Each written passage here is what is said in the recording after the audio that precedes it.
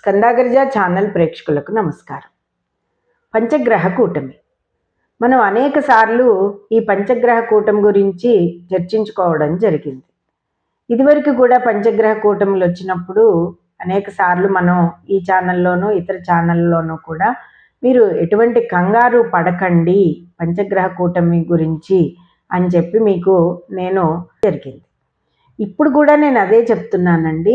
పంచగ్రహ కూటములు కానీ, షష్టగ్రహ కూటములు కానీ, అష్టగ్రహ కూటములు కానీ ఇవన్నీ వచ్చినప్పుడు ముందర మనం ఏం చేయాలంటే సహనం పాటించుకోవాలి, కంగారు పడకూడదు. అంతరిక్షంలో గ్రహాలు కానీ లేదా ఒక సంవత్సరం మొదలవుతున్న దగ్గర నుంచి చివరికి వచ్చేటప్పటికి గ్రహాలన్నీ ఒక చోట చేరడం కానీ, అలాగే కాలసర్ప దోషంతో కలవడం కానీ గ్రహాలన్నీ కూడా ఇవన్నీ జరుగుతూ ఉంటాయి. మరి అవి అంతరిక్షంలో ఖగోళంలో తిరుగుతూ ఉంటేనే, ఆ గతి ఉంటేనే కదా మనకు కూడా గతి ఉండేది. కాబట్టి వాటి పని వాటివి చేస్తున్నప్పుడు మనం ఏం చెయ్యాలి, మన సనాతన ధర్మ పరిరక్షణార్థం కొన్ని మనకి జాగ్రత్తలు చెప్పడం జరిగింది. ఈ గ్రహకూటముల వల్ల కానీ, గ్రహణముల వల్ల కానీ, అలాగే మూఢముల వల్ల కానీ ఒక్కొక్క దానికి ఒక్కొక్క రకమైన ధర్మాలు ఆచరించుకోండి అని చెప్పి మనకి చెప్పడం జరిగింది. ఇప్పుడు ఈ పంచగ్రహ కూటములు రావడం వలన ప్రధానంగా ఏమిటి అంటే అతి ముఖ్యమైనది ముందు వ్యక్తుల పరంగా కాకుండా దేశకాలమాన పరిస్థితుల మీద ఎక్కువ ప్రభావం చూపుతుంది. ఈ మాట ఇదివరకు కూడా మనం చర్చించుకున్నాం. అందుకని మనం ఏం చేయాలి, ముందు దేశం బాగుంటే మన అందరం బాగుంటాం. ఎక్కడో యుద్ధం జరుగుతున్నా కూడా ఆ ఎఫెక్ట్లు ఎలా పడుతున్నాయి మన మీద, ఆర్థికంగా పడుతున్నాయి, అనారోగ్య సమస్యలుగా, మానసికంగా భయాలతోటి, భయాందోళనతో, అలాగే ఒక్కొక్కసారి కర్ఫ్యూలు అవి విధించి, జనతా కర్ఫ్యూలు విధించి ఇట్లాంటివన్నీ జరుగుతూ ఉంటాయి. ఎవరొచ్చి ఎప్పుడు ఏ యుద్ధం ఎక్కడ ప్రారంభం అవుతుందో, ఏ కొట్లాటలు వస్తాయో అన్న భయంతో ఉంటూ ఉంటాం.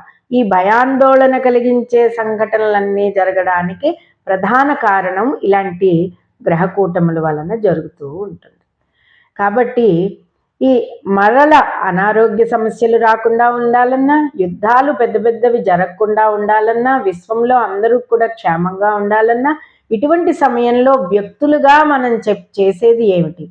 మన సనాతన ధర్మం ఏం చెప్తోందంటే, కొన్ని సమస్యలు మనకి వస్తున్నాయి అని ఎదురుగా కనబడుతున్నప్పుడు మనం చేసేది ఏమిటంటే సంకీర్త్య నారాయణ శబ్దమాత్రం విముక్త దుఃఖ సుఖినో భవంతు.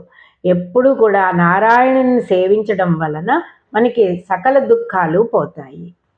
అంతర్యామి అయినటువంటి విష్ణువు, అలాగే రుద్రాభిషేకం చేసుకోవడం శివుడికి ప్రదోష సమయంలో రుద్రాభిషేకం, ఇటువంటి గ్రహగతులన్నింటినీ కూడా చాలా కంట్రోల్ పెట్టే అవకాశాలు ఎక్కువగా ఉంటాయి. ఆ సమయంలోనే అందరూ సకల దేవతలు కూడా కైలాసంలో ఉంటారు.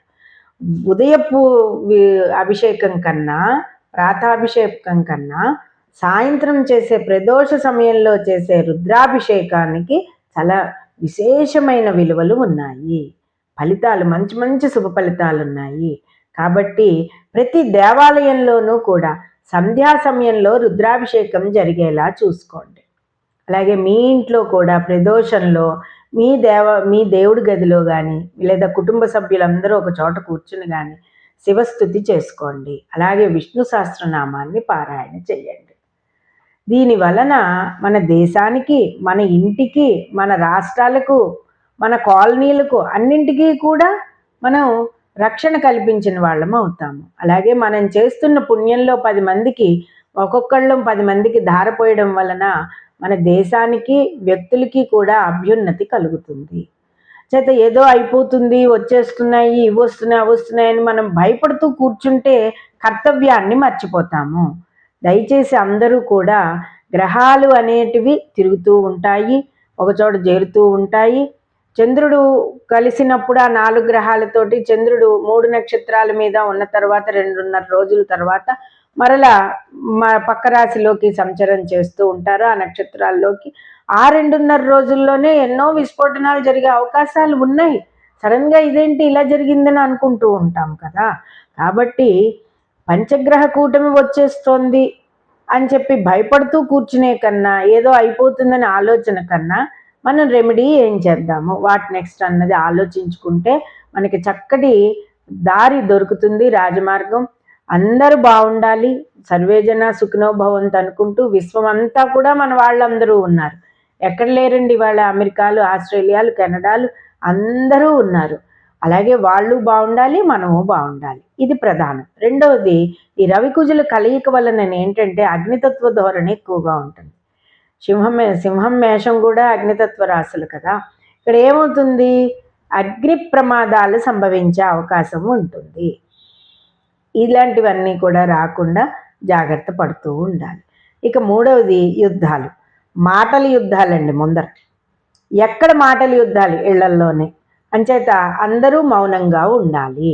అయితే ఇప్పుడు ద్వాదశ రాశుల వారు కూడా ఈ పంచగ్రహ కూటమిలో సమన్వయం పాటించుకుంటూ ముందుకు వెళ్ళాలి. ముఖ్యంగా కర్కాటక రాశి వారు, వృశ్చిక రాశి వారు, ధనుర్రాశి వారు, అలాగే మకర రాశి వారు, కుంభరాశి వారు, వీరందరూ కూడా సమన్వయం పాటించుకుంటూ వెళ్ళడం అనేది మంచిది.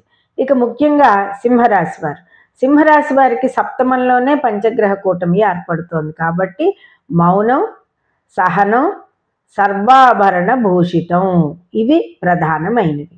ఇక వృశ్చిక రాశి వారు సుబ్రహ్మణ్యేశ్వర ఆరాధన చేసుకోవడం, కర్కాటక రాశి వారు రుద్రాభిషేకం నిర్వహించుకోవడం, సింహరాశి వారు లలితా సహస్రనామ పారాయణ చేసుకోవడం, మకర రాశి వారు కూడా రుద్రాభిషేకం, లలితా సహస్రం, సుబ్రహ్మణ్యేశ్వర ఆరాధన ఏవి చేసుకున్నా పర్వాలేదు. కుంభరాశి వారు సర్వత్రా దైవనామస్మరణలోనే ఉండడం అనేది, గడపడం అనేది మంచిది. అయితే ఇంకా ఎటువంటి ఫలితాలని మనకి ఇస్తుంది అని ఆలోచిస్తే కనుక ఒక్కసారి పరిశీలించుకుంటే, కుంభరాశిలో 65 ఏళ్ళు పైబడిన అనారోగ్య సమస్యలు అత్యంత తీవ్రంగా ఉన్నవారు కానీ, లేదా ఇక 70 ఏళ్ళు పైబడిన వాళ్ళు కానీ, తీవ్ర అనారోగ్య సమస్యలతో ఉన్నవాళ్ళు కానీ, వీళ్ళు ఆరోగ్యపరమైన జాగ్రత్తలు తీసుకోవాలి. కోర్టుపరమైన సమస్యలవి కుంభరాశి వారికి ఉన్నప్పుడు వీటి విషయమై మనం పోస్ట్పోన్ చేసుకోవడం అనేది కూడా మంచిది. ఇటువంటి విషయాల్లో జాగ్రత్తలు తీసుకోవాలి. ముఖ్యంగా దేశకాలమాన పరిస్థితులను ముందరే చెప్పుకున్నాం కాబట్టి దేశం సుభిక్షంగా ఉండాలి. మనందరం ఒక దేశంలో ఉన్నాం కాబట్టి అందరూ బాగుండాలి. కాబట్టి ప్రతి ఒక్కరూ కూడా త్రిసంధ్యలలో విష్ణు సహస్రనామ పారాయణ, సంధ్యా సమయంలో పరమేశ్వరుడికి రుద్రాభిషేకం నిర్వహించుకోవడం వలన, దుర్గాదేవి, మన దేశమాత దుర్గాదేవిని స్తుతించడం వలన, దుర్గా నామస్మరణ చేసుకోవడం వలన మనకి పంచగ్రహ కూటమి నుంచి వచ్చే ఎటువంటి చెడులు కూడా మన దరికి రాకుండా ఉంటాయి.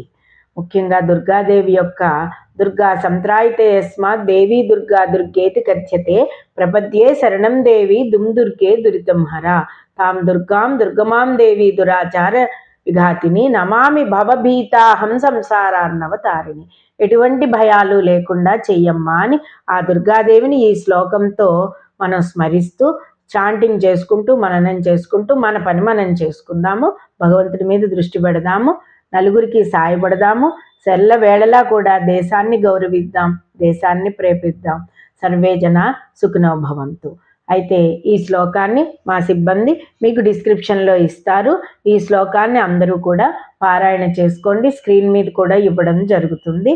అమ్మవారిని ప్రార్థన చేసుకోండి. స్వస్తి.